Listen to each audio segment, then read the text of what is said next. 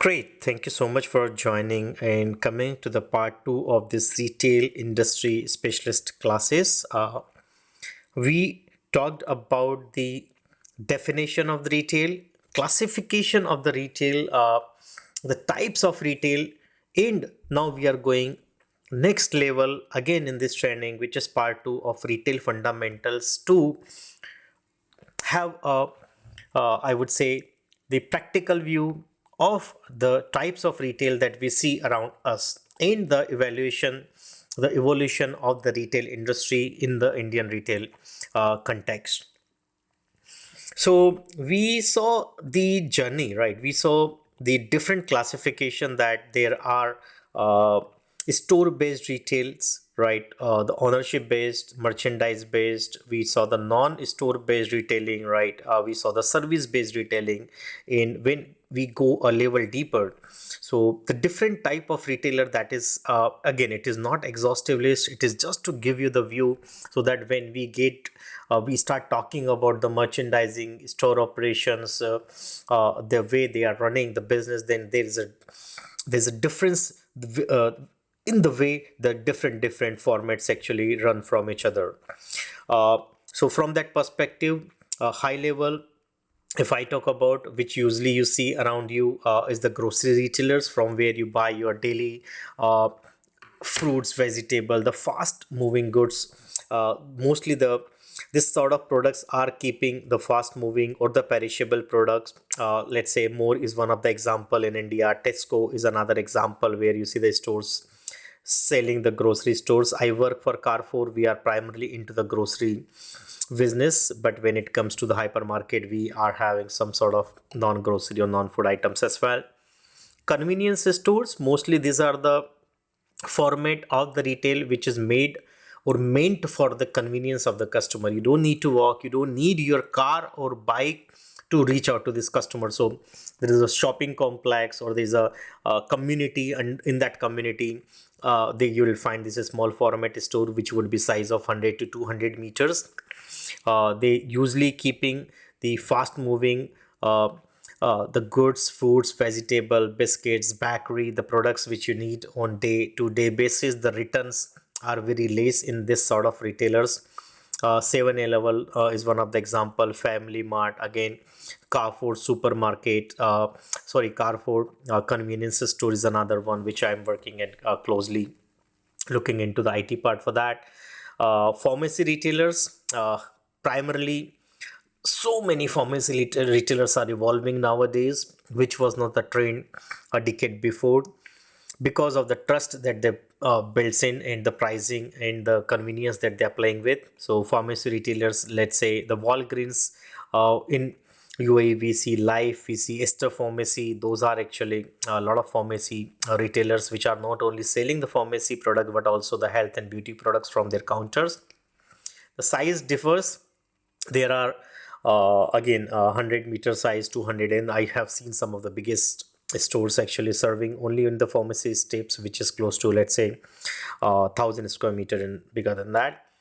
Department stores are the stores which is actually offering the very wide range of assortments, mostly in the non-food area, right? So you can get your lifestyle products, clothing, fashion, beauty. The idea of having the department store, that the principally that they don't go into the depth, they try to cater to the lifestyle product horizontally, so you get a very good variety, a good range for in the department stores. Good example, the Target and the Walmart is actually the department stores. Luxury retailers, as the name suggests, these are the retailers who are targeting the retail niche luxury customers, right? Level shoes in UAE, Luxutica, the LVMH. So the difference that they are having the premium brands to serve to their niche customers who are brand loyal, primarily goes to this stores like Mont Blanc and things like that, and they buy from there. They play on a very high margin, and they play on a very low volume of the products, and you not see the depth of the product. They are very much focused on one of the assortment that they are wanted to target upon.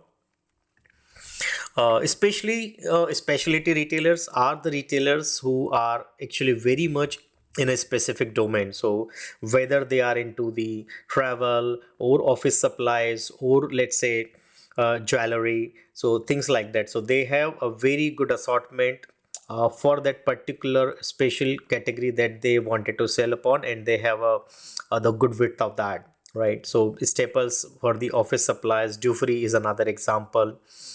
In India, you might have seen a lot of jewelry retailers like Tanishq coming into the picture, Kalyan Jewelers, and so on. Fashion retailers, as the name suggests again, who are targeting only the fashion retailing. The seasoning, the cycle of the seasoning is very uh, fluctuating. So you would not buy the same design of the product when it comes to the winter or summer. So these retailers are actually expert in gauging the trends which is gonna go. So Ross is Balk is few of the fashion retailers that you would see, the Jara and retailers like that, very much trendy, and the Gaze, Gucci, all this actually part of the fashion retailer industry. Cash and carry. So idea of cash and carry is like you have a cash or a card. It doesn't mean cash means you have a money in your pocket, you go buy the product, leave it and go. So they try to, the experience is not what they are trying to sell. This primarily deals into the B2B business, where the enterprise customers come to your store, they get bulk prices, bulk items, not a single items. They pay the amount without having much experience into it, mostly on the pallet, the case, the packs, and finally they go to their shops and they do the reselling. So that is what actually called the cash and carry retailers. So Metro cash and carry is one of the format. Best Buy we have in India. Carrefour is again into the cash and carry format as well. So in principle, I think this 7 to 8 retailers, if you think about, and if you go a bit deeper, then, and if you get a hold on this type of retailers, I think it's more than suffice for you to build and get a perspective on the retail industry. The next slide is very interesting, and this story I kept it from the Indian market, but very much relevant. The name of the retailer could change, but very much relevant if you go to China, if you go to South Asia, if you go to, let's say, US or anywhere. Somewhat the journey is similar, right? So this is all about evaluation, the evolution, how the retail industry has been grown up in a particular economy, right? So there is always a industry context where retail primarily was unorganized. In India, we have, I think, 12 lakh unorganized retail even today. Slowly, some of the retailers became a chain. They started operating at a national level, and that was the time when the retail as an industry started being recognized. Before that, it was a small grocery, mom and pops, traditional retail run by family. But then it started becoming the modernized. So name Vimal, clothing, Bremen, Bata, Domino's, all started evolving. After few decades, then the journey of getting into the organized retail started. They saw that people are not only buying for the good, they are looking for the experience, right? Then this start journey started of giving the experience, not only selling the goods, and a lot of new formats evolved. So from industry evolution to the modern retail, where we see Big Bazaar, Shopper Stop, Pantaloons, Hyper City, right? A lot of new retailers in the US market. We see these retailers are actually chiming in. Then the third phase was the e-commerce. So the retail evolved. It has a good presence of the modern retailing across, but what next? Then they started evolving that it's not only the retail people are looking to physically buy, but there is a bunch of, let's say, the modern generation which started to buy from online, right? And that particular trend is being kept caught by many retailers like Flipkart, Snapdeal in Indian market. In Indian international market, Amazon is a great example, right? World's biggest online retailer.